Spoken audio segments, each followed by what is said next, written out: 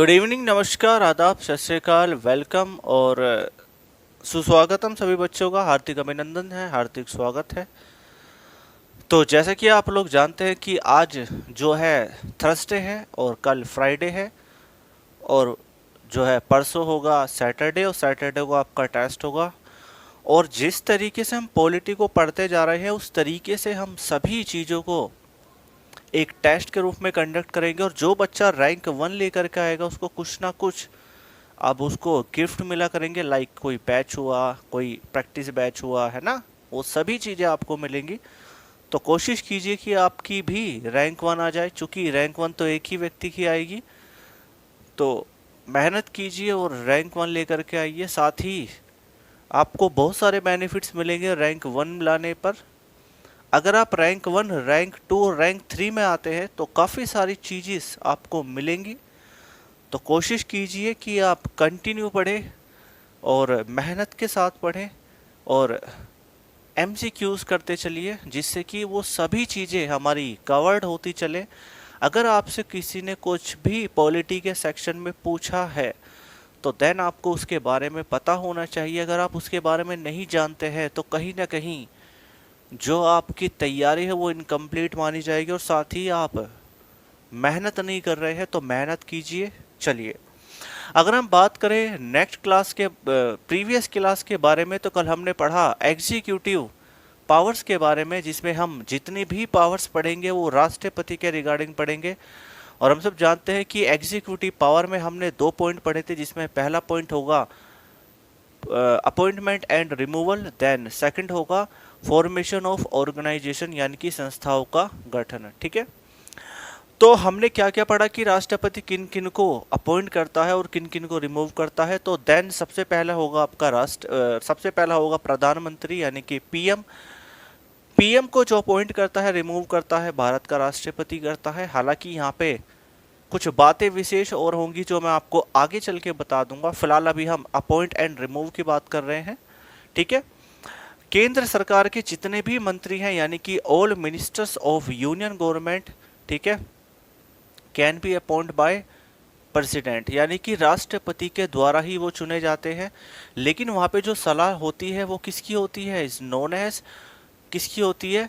PM की होती है, क्योंकि पीएम ही एक लिस्ट जारी करते हैं और उस लिस्ट के अनुसार ही सभी जो व्यक्ति होंगे उनको मंत्री बनाया जाता है। किसके द्वारा? राष्ट्रपति के द्वारा, और हटाया भी राष्ट्रपति के द्वारा जाता है। ठीक है, वही हम बात करेंगे गवर्नर ऑफ स्टेट के बारे में, यानी कि राज्यों के राज्यपालों की नियुक्ति जो होती है वो भारत के राष्ट्रपति के द्वारा होती है। और आप सब जानते हैं कि यहाँ पे जो अपॉइंटमेंट एंड रिमूवल होगा वो किसकी सलाह पे होगा?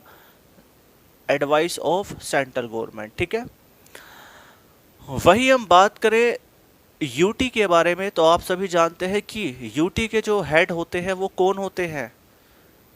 लेफ्टिनेंट गवर्नर भी होते हैं, कहीं कहीं आपका एडमिनिस्ट्रेटर भी होते हैं, कहीं कहीं आपका चीफ कमिश्नर भी होते हैं। लेकिन अगर अकॉर्डिंग टू द कॉन्स्टिट्यूशन कहा जाए तो यूनियन टेरिटरी, यानी कि यूटी के जो हेड होते हैं, संवैधानिक जो हेड होते हैं, वो होते हैं पीएम, ओ सॉरी, प्रेसिडेंट।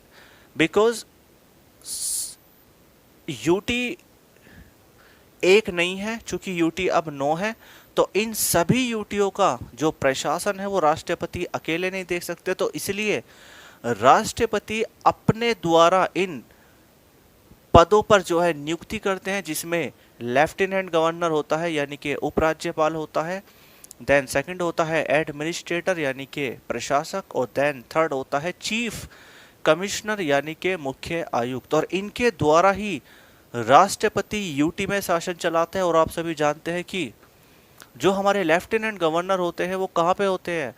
तो इस नोन एज दिल्ली में होते हैं, पुदुचेरी में होते हैं, और अंडमान एंड निकोबार में होते हैं। वहीं हम बात करें एडमिनिस्ट्रेटर के बारे में, प्रशासक के बारे में, तो आप सभी जानते हैं कि एडमिनिस्ट्रेटर जो होते हैं वो आपके जो है लक्षद्वीप में होते हैं, दादर एंड नागर हवेली में होते हैं, और दमन एंड दीव में होते हैं। और वहीं बात करें मुख्य जो है आयुक्त के बारे में, यानी कि चीफ कमिश्नर के बारे में, तो वो होते हैं आपके चंडीगढ़ में। लेकिन लक्षद्वीप में क्या होते हैं और आपका, सॉरी लक्षद्वीप नहीं, सॉरी जो है अभी जो है यूटी बनी है, तो जम्मू कश्मीर और लद्दाख में कौन होंगे, प्रशासक होंगे, लेफ्टिनेंट गवर्नर होंगे, उसके बारे में हम आगे पढ़ेंगे। ठीक है, चूंकि करंट से रिलेटेड मुद्दा भी हम लेकर के चलेंगे और एक क्लास आपकी करंट की भी लूंगा मैं किस दिन, क्योंकि करंट अफेयर में मैं आपको वो सारी बातें बताऊंगा पॉलिटी से रिलेटेड की अभी हाल ही में कोई जैसे सीजीआई कौन है, आप सभी जानते होंगे, जो हमारे बोबड़े साहब हैं वो हमारी सीजीआई हैं, है ना। और हमारे प्राइम जो है प्रेसिडेंट कौन है, यानी कि रामनाथ कोविंद है ना। और पीएम कौन है ना। और हाल ही में जो है जितने भी जो मूवमेंट हुए हैं इस टॉपिक से रिलेटेड, है ना, वो सभी चीज़ें हम पढ़ेंगे। किस तरीके से पढ़ेंगे वो मैं आपको वही क्लास में बताऊंगा करंट अफेयर की। ठीक है, नेक्स्ट हम बात करें जितने भी हमारे ऑल जजेस होते हैं, यानी कि ऑल जजेस of supreme court and high court, उसकी नियुक्ति भी भारत के राष्ट्रपति के द्वारा होती है और रिमूवल भी राष्ट्रपति के द्वारा होता है, लेकिन किसकी सलाह पे, पार्लियामेंट की सलाह पे। ठीक है, तो फाइनली हमने काफ़ी सारी चीज़ पढ़ी, जैसे यूपीएससी के चेयरमैन के बारे में बात करें, या फिर जो हमारे सीआईसी के चेयरमैन के बारे में बात करें, या फिर जेपीएससी के चेयरमैन के बारे में बात करें, सीवीसी यानी कि सेंट्रल विजिलेंस कमीशन के बारे में बात करें, तो इन सभी के जो चेयरमैन और मेंबर होते हैं उनकी नियुक्ति राष्ट्रपति के द्वारा होती है, लेकिन रिमूवल भी राष्ट्रपति के द्वारा होता है, लेकिन किसकी सलाह पे, सुप्रीम कोर्ट की सलाह पे। ये हमने कल पढ़ा। ठीक है, फिर मैंने आपको बताया कि हेड ऑफ यूटी कौन होता है, तो हेड ऑफ यूटी राष्ट्रपति होता है। हेड ऑफ नेशन कौन होता है, राष्ट्रपति होता है। और हेड ऑफ स्टेट कौन होता है, गवर्नर होता है। और हेड ऑफ गवर्नमेंट कौन होता है, तो हेड ऑफ गवर्नमेंट होता है पीएम। ठीक है, तो अब थोड़ा सा आगे बढ़ते हैं बच्चे।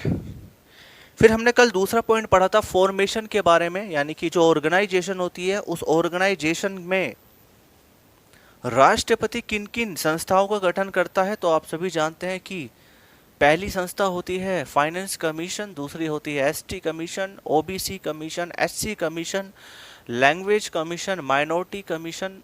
इस टाइप की सभी संस्थाएं हमने जानी। ठीक है, और इन सभी के जो चेयरमैन होते हैं और जितने भी मेंबर होते हैं उन सभी की नियुक्ति भारत के राष्ट्रपति के द्वारा होती है। ठीक है, क्लियर हुई इतनी बात।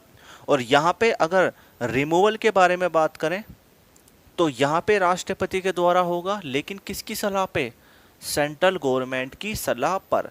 ये कल की क्लास में हमने कुछ चीजें पढ़ी। अब हम पढ़ते हैं फाइनली, चूंकि हमने जो हमारे प्रेसिडेंट थे, यानी कि जो हमारे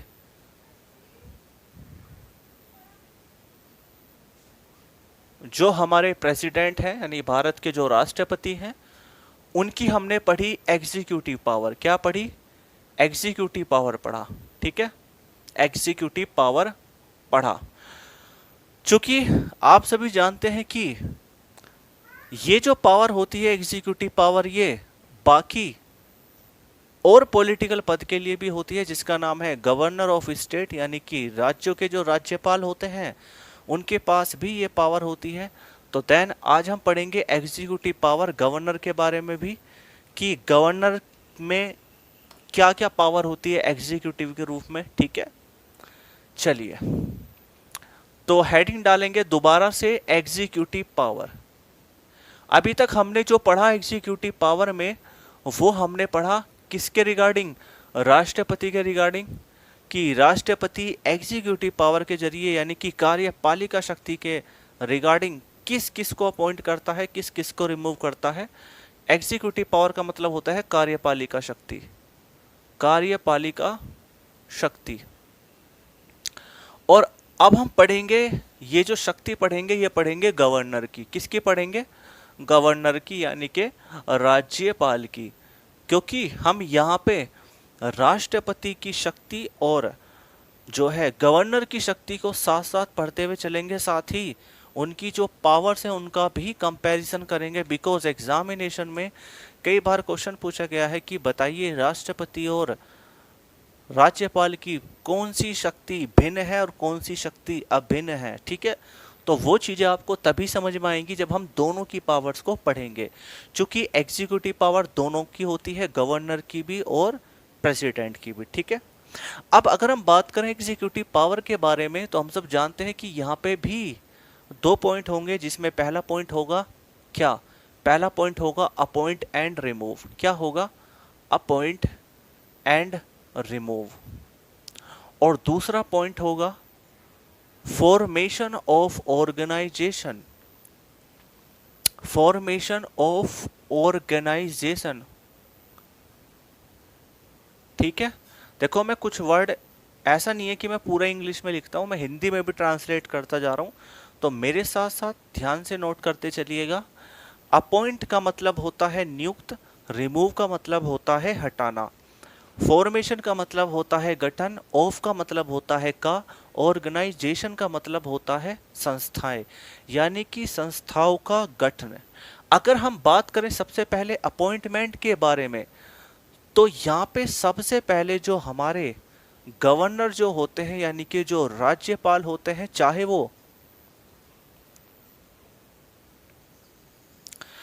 वो आपके यूपी के हों, चाहे वो बिहार के हों, चाहे वो राजस्थान के हों, सभी के पास एग्जीक्यूटिव पावर होती है। अब जो गवर्नर होता है वो किस किस को अपॉइंट कर सकता है, तो सबसे पहला होगा सीएम, यानी कि चीफ मिनिस्टर।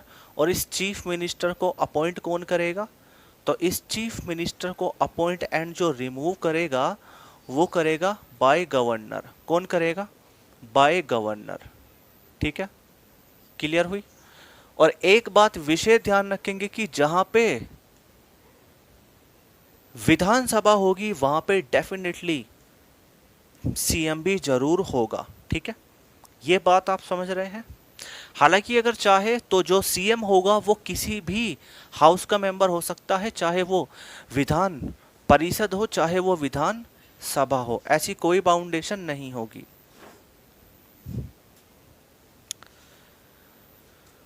नेक्स्ट बात करेंगे हम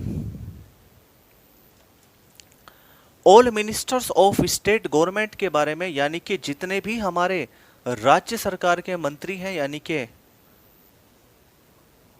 all minister of state government, state government, इन सभी को जो अपॉइंट करेंगे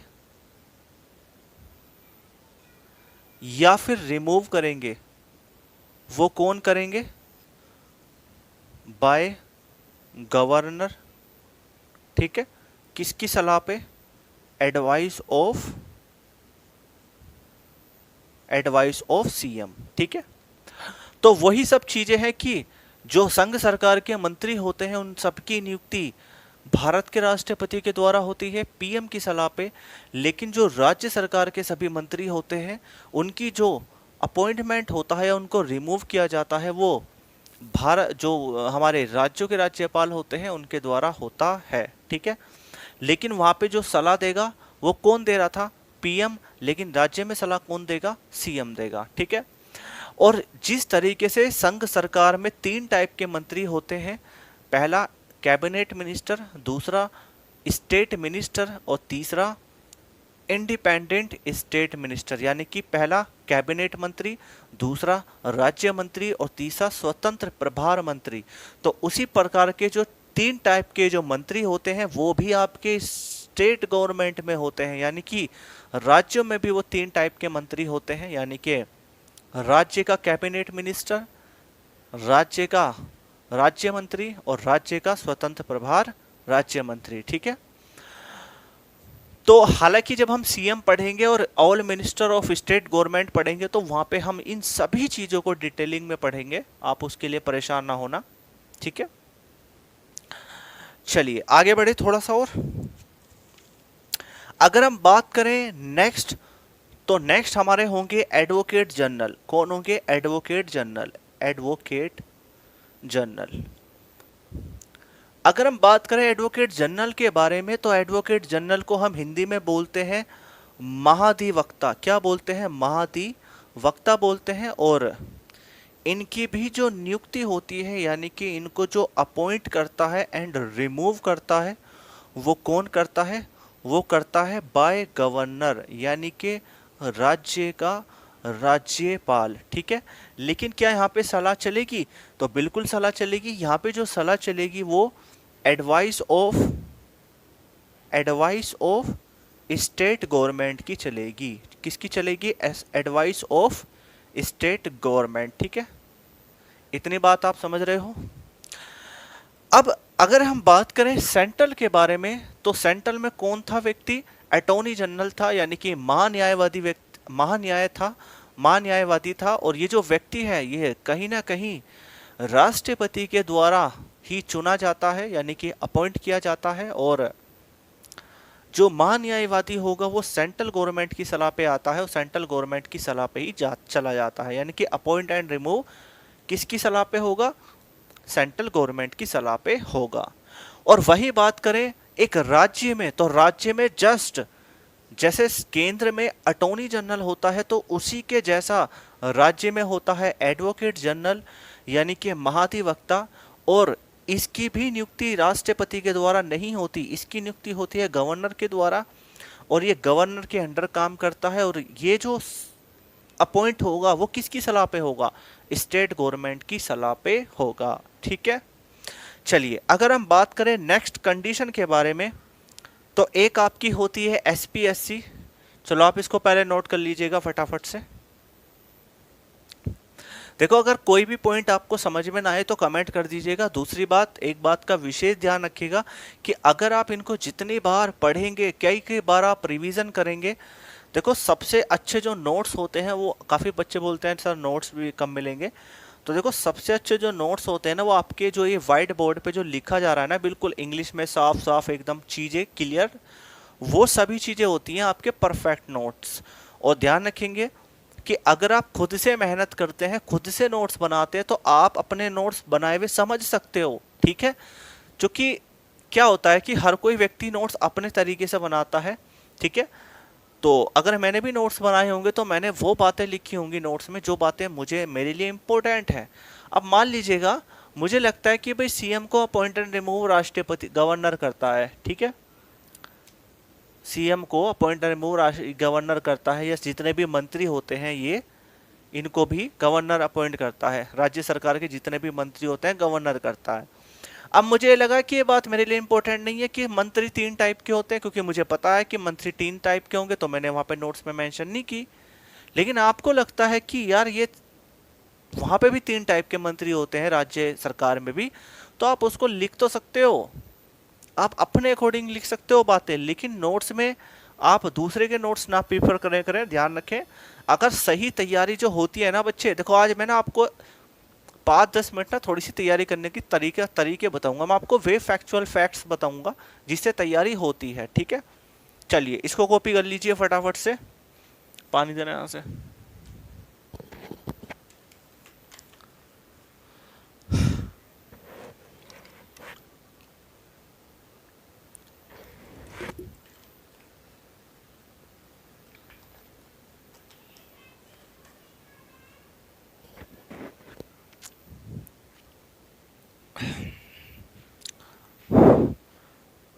हाँ जी, कॉपी हो गया होगा। अब देखो ध्यान से, नेक्स्ट बात करते हैं हम एसपीएससी के बारे में, यानी कि एक जैसे यूपीएससी होता है, एक एसपीएससी भी होता है, यानी जिसको हम बोलते हैं स्टेट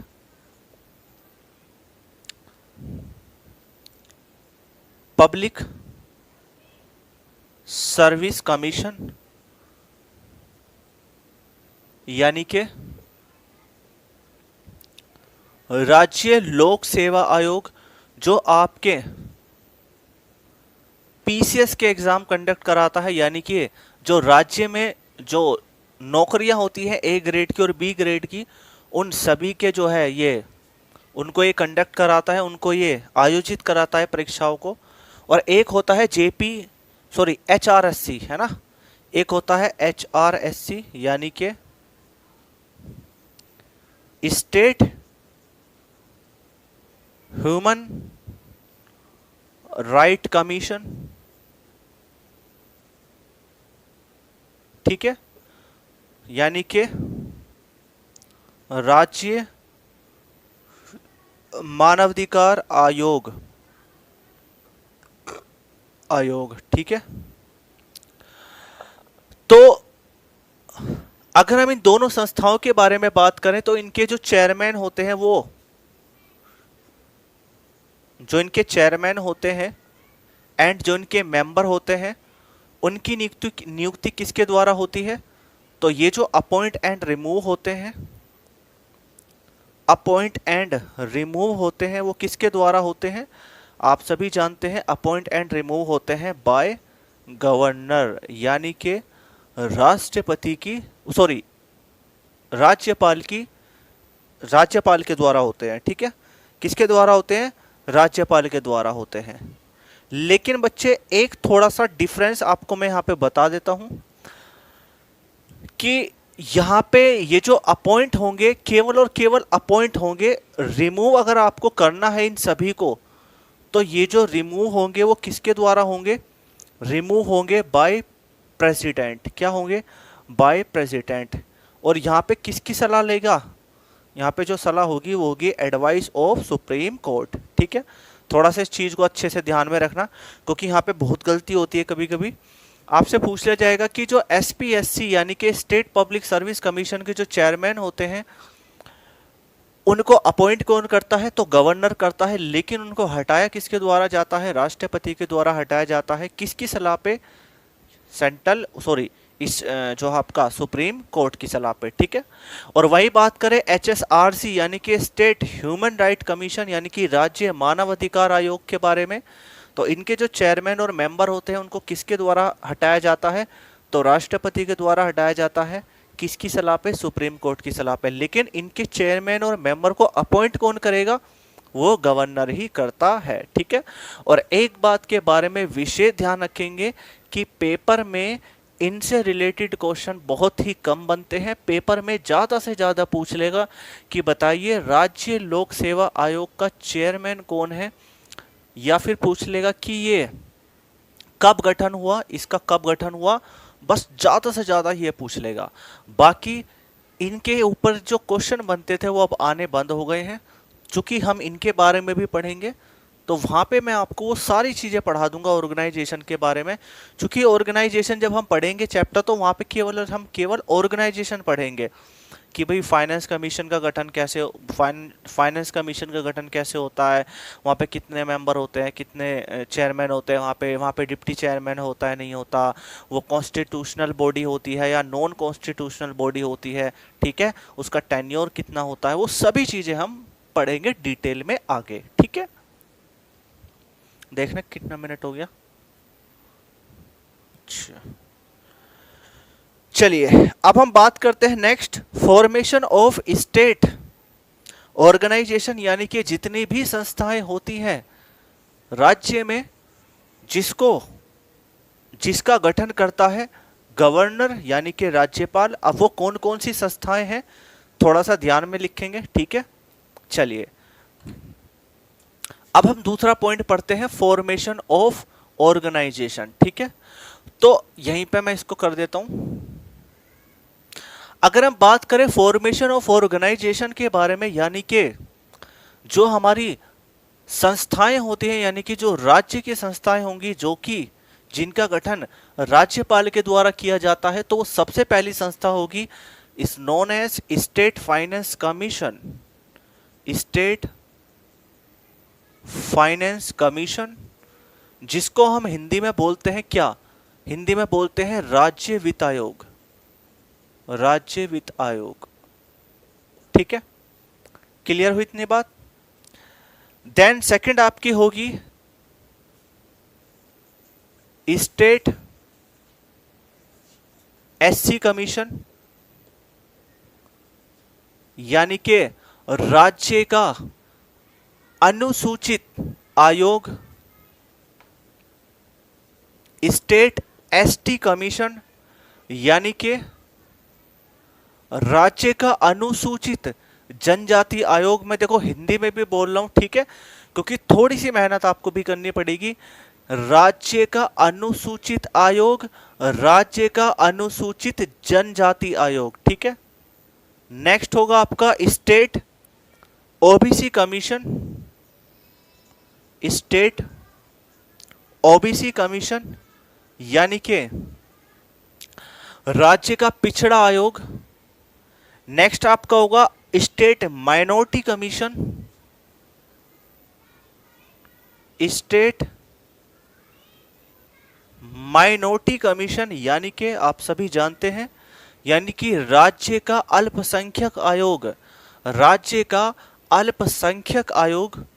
और लास्ट होगी आपकी state language commission, state language commission यानी कि राज्य का भाषा आयोग, राज्य का भाषा आयोग। और इन सभी के जो चेयरमैन और एंड मेंबर है उनको रिमूव और अपॉइंट कौन करेगा? गवर्नर करेगा। यानी जितनी भी ये संस्थाएं हैं तो जाहिर सी बात है इनके चेयरमैन भी होंगे, ठीक है, इनके चेयरमैन भी होंगे एंड इनके मेंबर भी होते हैं। और चाहे मेंबर की बात करें चाहे चेयरमैन की बात करें तो इन सबको जो अपॉइंट करता है एंड रिमूव करता है वो एक ही व्यक्ति करता है, बाय गवर्नर यानी कि राज्य का राज्यपाल। ठीक है, इतनी बात आप समझ पा रहे हो? ठीक है। और ये जितनी भी संस्थाएं हैं इनका जो फॉर्मेशन होता है ये आप सभी समझ गए होंगे, फॉर्मेशन बाय गवर्नर यानी कि राज्यपाल इन सभी संस्थाओं का गठन करता है। कितने टाइमिंग के लिए करता है वो हम आगे बात करेंगे, ठीक है। तो आप इसको नोट कर लीजिएगा फटाफट से।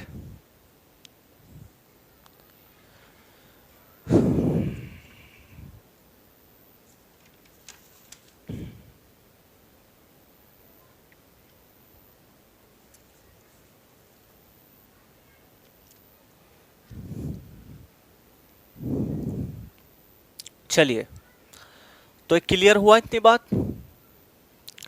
अगर इतनी बात क्लियर हुआ तो अब हम पढ़ते हैं पावर नंबर 2, लेजिस्लेटिव पावर। ठीक है, क्या पढ़ेंगे? Legislative power. ठीक है, अब हमने राष्ट्रपति की भी एग्जीक्यूटिव पावर पढ़ लिया और गवर्नर की भी एग्जीक्यूटिव पावर पढ़ लिया। अब हम पढ़ेंगे पावर नंबर 2, लेजिस्लेटिव पावर। देखो, ये जो आपकी जो पॉलिटी है इसमें सबसे बड़ा चैप्टर आपका यही है। एक तो राष्ट्रपति हुआ, एक गवर्नर हुआ, एक आपका जुडिशरी हुआ और आपका सिटीजनशिप हुआ, आर्टिकल्स हुआ, पार्ट्स हुए और आपके और भी कॉन्स्टिट्यूशनल असेंबली हुआ, सॉरी डेवलपमेंट हुआ, कॉन्स्टिट्यूएंट असेंबली हुआ। यही सभी थोड़े से चैप्टर बड़े होंगे, बाकी तो 2-3 दिन के चैप्टर हैं वो कंप्लीट हो जाएंगे। ठीक है, अब हम पढ़ेंगे नेक्स्ट पावर के बारे में। तो नेक्स्ट पावर हमारी होगी legislative power, legislative power of president. ठीक है, legislative power of president and governor. चूंकि हम गवर्नर और प्रेसिडेंट की पावर को साथ साथ पढ़ रहे हैं तो इसलिए हम इनको भी साथ साथ पढ़ेंगे, लेजिस्लेटिव पावर इन दोनों की, यानी कि राष्ट्रपति व राज्यपाल की, राष्ट्रपति व राज्यपाल की विधायी शक्ति क्या होगी? विधायी शक्ति। बच्चे, अगर हम बात करें इन दोनों की विधायी शक्तियों के बारे में तो जो राष्ट्रपति की विधायी शक्ति होती है वही एक गवर्नर की भी विधायी शक्ति होती है, जिसमें कुछ पॉइंट होंगे हमारे। उस पॉइंट को मैं थोड़ा यहाँ पे लिख देता हूँ साइड में। ठीक है, यहाँ पे लिख देता हूँ, चलो पहले यहीं लिख देता हूँ ना, उसको कॉपी कर लीजिएगा। अब इसमें पॉइंट कौन कौन होते हैं? जिसमें सबसे पहला पॉइंट होता है आपका नॉमिनेट मेंबर इन हाउसेस। पहला पॉइंट आपका होगा नॉमिनेट मेंबर इन हाउसेस, यानी कि सदनों में मनोनीत सदस्य, सदनों में मनोनीत सदस्य। ठीक है, तो ये जो पावर होती है वो सभी की होती है, चाहे वो गवर्नर हो चाहे वो आपका प्रेसिडेंट हो। नेक्स्ट आपका होगा एनुअल रिपोर्ट ऑफ ऑर्गेनाइजेशन, यानी कि एनुअल रिपोर्ट ऑफ ऑर्गेनाइजेशन, यानी हिंदी में बोलेंगे इसको क्या? संस्थाओं की वार्षिक रिपोर्ट, संस्थाओं की वार्षिक रिपोर्ट, रिपोर्ट। नेक्स्ट हमारा होगा सेशन, यानी कि सत्र। नेक्स्ट हमारी होगी क्या, नेक्स्ट हमारी होगी वीटो पावर, ठीक है, यानी कि वीटो शक्ति।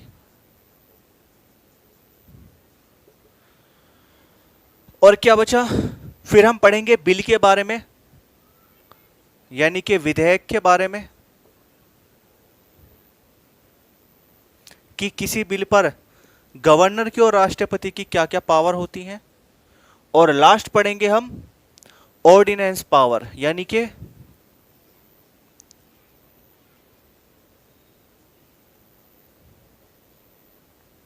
अध्यादेश शक्ति।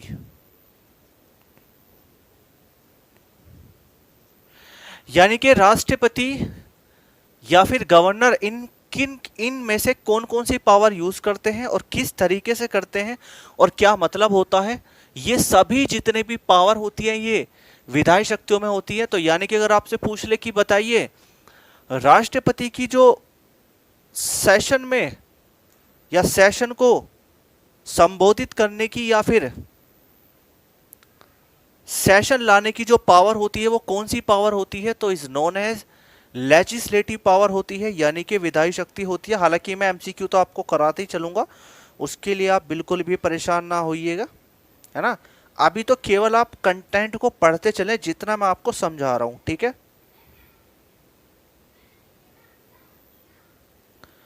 और अगर आप स्पीड से दौड़ेंगे तो डेफिनेटली आप गिर सकते हैं, मेरे साथ साथ चलेंगे तो आप सभी जानते हैं कि क्या होगा फिर। चलिए अगर हम बात करें legislative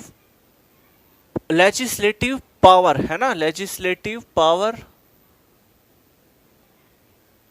legislative power of president and governor के बारे में, यानी कि राष्ट्रपति व राज्यपाल की विधायी शक्तियों के बारे में अगर हम बात करें तो ये कुछ पावर्स होती हैं, ये कुछ शक्तियां होती हैं जो विधायी शक्ति के अंडर में आती है। जिसमें पहली पावर होगी नॉमिनेट मेंबर इन हाउसेस, यानी कि हम सभी जानते हैं कि जो राष्ट्रपति होते हैं और गवर्नर होते हैं वो अपने अपने सदनों में कुछ सदस्यों को मनोनीत करते हैं, कुछ सदस्यों को नॉमिनेट करते हैं, कुछ सदस्यों को नामांकित करते हैं। अब वो मेंबर कौन होते हैं, मेंबर कितने होते हैं, वो सभी पढ़ेंगे। फिर हम पढ़ेंगे एनुअल रिपोर्ट ऑफ ऑर्गेनाइजेशन, यानी कि जो सरकारी संस्थाएं होती है, यानी कि जितनी भी जो राज्य की संस्था है या फिर जो केंद्र की संस्थाएं, उन सभी जो संस्थाएं होती है उनकी अपनी अपनी वार्षिक रिपोर्ट होती है। वो सबमिट कहाँ करते हैं, उस पर राष्ट्रपति का क्या रोल होता है, यानी गवर्नर का भी क्या रोल होता है, दोनों का अलग अलग क्या रोल होता है, वो पढ़ेंगे। फिर हम पढ़ेंगे सेशन, की जो सेशन चलते हैं, जो हमारे सत्र चलते हैं, जैसे कि हमारा ग्रीष्म सत्र हुआ, है ना, यानी कि ग्रीष्म सत्र हुआ आपका, विंटर सेशन हुआ आपका, यानी कि शीत सत्र हुआ, है ना, मानसून सत्र हुआ। तो वो किस किस तरीके से होता है वो पढ़ेंगे। साथ ही फिर हम पढ़ेंगे वीटो पावर के बारे में।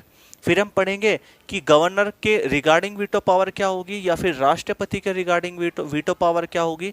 फिर हम पढ़ेंगे विधेयक की, यानी कि कोई भी बिल हो, चाहे वो मनी बिल हो, चाहे वो आपका जो है साधारण बिल हो, किसी भी टाइप का बिल हो, वो कैसे रखा जाता है, उस पर क्या क्या रिकमेंडेशन होती है, क्या क्या सिफारिशें होती हैं, वो सब पढ़ेंगे। और फिर हम पढ़ेंगे ऑर्गेनाइजेशन पावर, यानी कि अध्यादेश की शक्तियां, कि गवर्नर उसमें क्या कर सकता है और प्रेसिडेंट उसमें क्या कर सकता है, ठीक है। तो अब हेडिंग डालेंगे सबसे पहले नॉमिनेट मेंबर इन हाउसेस, ठीक है। तो हेडिंग डालेंगे सबसे पहले, शायद आपने कॉपी कर लिया होगा ये। तो अब सबसे पहले हम पढ़ेंगे क्या, सबसे पहले हम पढ़ेंगे नॉमिनेट मेंबर इन हाउसेस। तो सबसे पहला पॉइंट होगा, सबसे पहला पॉइंट होगा नॉमिनेट मेंबर इन हाउसेस, यानी कि सदनों में मनोनीत सदस्य। आप जानते हैं कि अगर हम बात करें सेंट्रल के बारे में, यानी कि केंद्र के बारे में, यानी कि संघ के बारे में, ठीक है, सेंट्रल के बारे में बात करें, केंद्र के बारे में बात करें, संघ के बारे में बात करें, चूंकि संघ को हम रिप्रेजेंट करते हैं यूनियन, ठीक है, तो हमारे जो हाउस होते हैं वो दो होते हैं, पहली होता है लोकसभा और दूसरा होता है राज्यसभा, ठीक है। अब लोकसभा के बारे में बात करें तो आप सब जानते हैं कि लोकसभा में जो मेंबर होते हैं वो टोटल होते हैं 545। कितने होते हैं? 545। और ये परसेंट मेंबर होते हैं, परसेंट मेंबर। और अगर हम बात करें अधिकतम सदस्यों के बारे में तो मैक्सिमम मेंबर ऑफ लोकसभा होते हैं 550 सदस्य। कितने होते हैं? 550 सदस्य होते हैं, ठीक है। 550 सदस्य होता है ना। एक सेकंड रुकिएगा।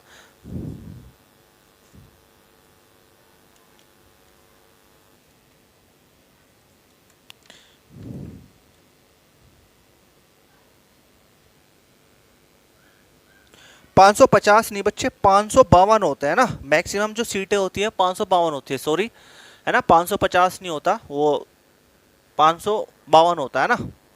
तो अगर हम बात करें लोकसभा के बारे में तो अधिकतम जो सीटें होंगी वो 552 होंगी, और जो परसेंट में जो सीटें हैं वो 545 होगी। अब इस 545 सीटों में से जो 543 सदस्य होते हैं वो कैसे सदस्य होते हैं? वो इलेक्ट मेंबर होते हैं। यानी इलेक्ट मेंबर का मतलब होता है यानी कि वो निर्वाचित सदस्य होते हैं, यानी कि वो जनता के द्वारा चुन करके आते हैं। किसके द्वारा चुन करके आते हैं? जनता के द्वारा। लेकिन इसमें जो दो सदस्य होते हैं वो कौन होते हैं? एंग्लो इंडियन होते हैं। यानी कि एंग्लो इंडियन का मतलब हिंदी में होता है आंग्ल भारतीय। क्या होता है? आंग्ल भारतीय। क्या होता है बच्चे? आंग्ल भारतीय। और इनको जो नॉमिनेट करता है, इनको जो नॉमिनेट करता है वो कौन करता है? नॉमिनेट बाय प्रेसिडेंट करता है। तो हमने अभी पढ़ा कि सेंट्रल में जो लोकसभा होगी हमारी, यानी कि सेंट्रल में जो हमारी संसद होगी, और संसद में दो टाइप के सदन होंगे, एक होगा लोकसभा और एक होगा राज्यसभा। और लोकसभा में जो सीट होती हैं वो 545 होती हैं, जिसमें से 543 सदस्य इलेक्ट मेंबर होते हैं, निर्वाचित सदस्य होते हैं, जो जनता के द्वारा first past the post system से चुन करके आते हैं। और रही बात दो मेंबर की, उन दो मेंबर को राष्ट्रपति नॉमिनेट करता है। कहाँ पे? लोकसभा में। और वो जो दो मेंबर होते हैं वो एंग्लो इंडियन होते हैं। लेकिन अगर हम बात करें एंग्लो इंडियन होते कौन है, तो अगर एंग्लो इंडियन के बारे में समझना है तो थोड़ा सा ध्यान में समझना। अगर हम बात करें एंग्लो इंडियन के बारे में तो ये एक यूरोपियन कंट्री में से किसी एक देश के होंगे, ठीक है। यूरोपियन कंट्री में से किसी एक देश के होंगे। दूसरा कि इन्होंने भारत की नागरिकता ले ली हो, यानी कि इन्होंने सिटीजनशिप किसकी ले रखी हो? भारत की ले रखी हो। दूसरा, इनका जो डोमिनेंस हो वो यूरोपियन मेल डोमिनेंस हो, ठीक है। याद रखेंगे, यूरोपियन मेंस डोमिनेंस हो, ठीक है। यूरोपियन मेल डोमिनेंस होना चाहिए, ठीक है। तो कहने का मतलब ये होगा कि अगर आपसे पूछ ले कि एंग्लो इंडियन कौन होगा, तो एंग्लो इंडियन जो होगा आपका बच्चे, वो होगा आपका कि किसी यूरोपियन कंट्री में से किसी एक देश का हो, पहला पॉइंट। दूसरा पॉइंट कि वह जो है उसका वो भारत की नागरिकता ले चुका हो। और जो तीसरा होगा वो होगा आपका उसका जो यूरोपियन, उसका जो डोमिनेंस होगा वो होना चाहिए यूरोपियन मेल डोमिनेंस, ठीक है। तो उस व्यक्ति को हम बोलेंगे एंग्लो इंडियन। क्योंकि एंग्लो इंडियन के बारे में हम एक दिन विस्तार में चर्चा करेंगे कि एंग्लो इंडियन एक्चुअल में और क्या क्या चीज़ें होती हैं। देखो एसएससी इसमें तो आपसे केवल पूछेगा एंग्लो इंडियन क्या होते हैं, एक आध पॉइंट पूछ लेगा और इन पॉइंटों में से पूछेगा।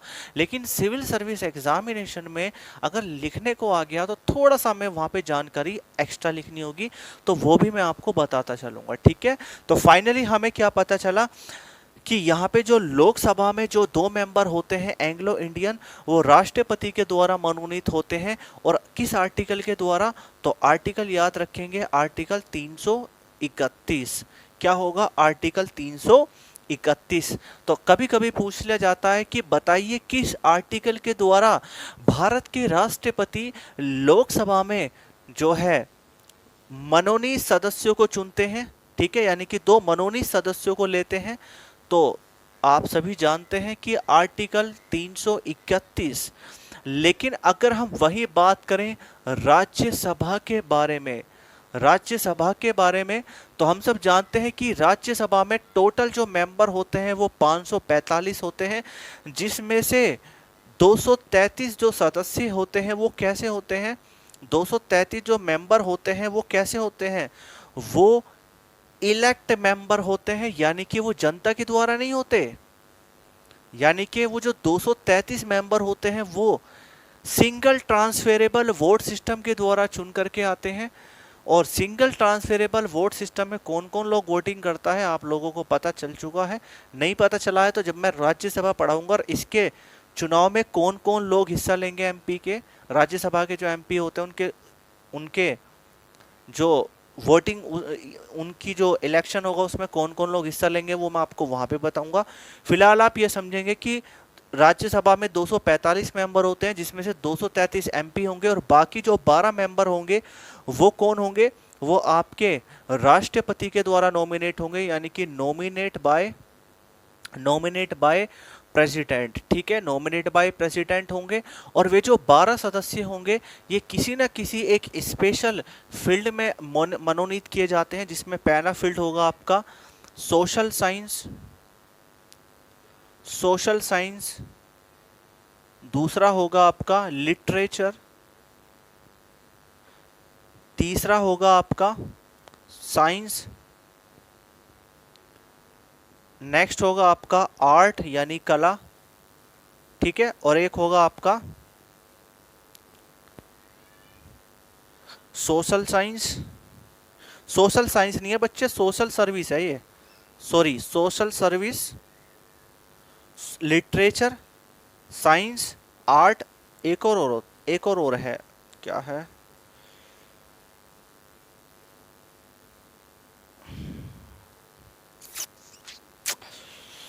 क्या है?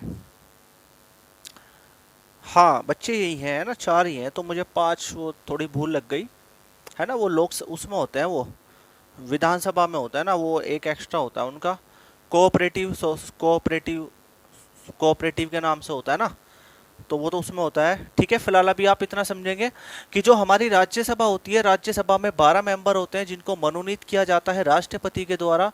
और ये जो 12 सदस्य होते हैं वो किसी न किसी विशेष जो है विषयों में जो है ये एक ज्ञाता और एक्सपर्ट और फेमस लोग होते हैं, जिसमें पहला होगा सोशल सर्विस यानी कि समाज सेवा, दूसरा होगा लिटरेचर यानी कि साहित्य, तीसरा होगा साइंस यानी कि विज्ञान, और चौथा होगा आर्ट यानी कि कला। और सबसे पहले अगर हम बात करें एक युवा के बारे में, तो मिस्टर सचिन तेंदुलकर को राष्ट्रपति के द्वारा नॉमिनेट किया गया था राज्यसभा में। और अगर हम बात करें आर्टिकल के बारे में, तो ये जो पावर है ये आर्टिकल 80 में दिया गया है, यानी कि आर्टिकल 80 के द्वारा राष्ट्रपति राज्यसभा में इन 12 सदस्यों को नॉमिनेट करता है, ठीक है। क्लियर हुई कि हुई इतनी बात?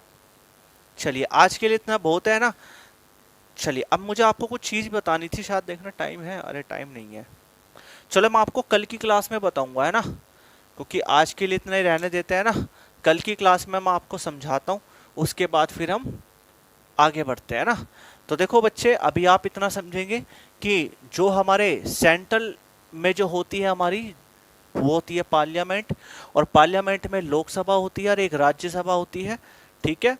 और लोकसभा में 545 मेंबर होते हैं, जिसमें से 543 इलेक्ट होते हैं और 2 एंग्लो इंडियन होते हैं, और एंग्लो इंडियन को नॉमिनेट करता है राष्ट्रपति। और हाँ एक चीज और, इम्पीचमेंट में अगर बात करूं तो इम्पीचमेंट में ये 2 एंग्लो इंडियन और ये 12 मेंबर बैठ सकते हैं, और साथ में ये भी होते हैं 233 और 543, क्योंकि इम्पीचमेंट में जो प्रोसेस मिला हुआ है केवल लोकसभा और राज्यसभा को मिले हुआ है। स्टेट का कोई भी व्यक्ति नहीं होगा, ना यूटी का कोई भी व्यक्ति होगा उसमें रिमूवल में। क्यों नहीं होता है? उसके लिए तो फिर आपको सिविल सर्विस के एग्जाम में उसमें बैच में आना पड़ेगा, जो पॉलिटी स्पेशल 6 का बैच है। क्योंकि अगर आप ये एक्सपेक्ट कर रहे हैं कि 800 रुपए की फीस में सिविल सर्विस का मिल जाए कंटेंट, तो ये बिल्कुल भी गलत होगा। आपको कुछ भी नहीं मिलने वाला यहाँ पे। केवल और केवल हम जो तैयारी कर रहे हैं वो पीसीएस प्री तक की पढ़ रहे हैं। हमारे जितने भी एग्जामिनेशन है, चाहे वो एसएससी सीजीएल हो, बैंकिंग हो, यूपी पुलिस हो, यूपी एसआई हो, कांस्टेबल हो, कोई भी anybody examination of Indian competition, तो वहां पे आप इन सभी एग्जाम की प्रैक्टिस कर सकते हैं इस बैच से। लेकिन यूपीएससी के लिए आपको थोड़ा सा एफर्ट लगाने होते हैं, यूपीएससी के लिए थोड़ा सा ज़्यादा मेहनत करनी होती है।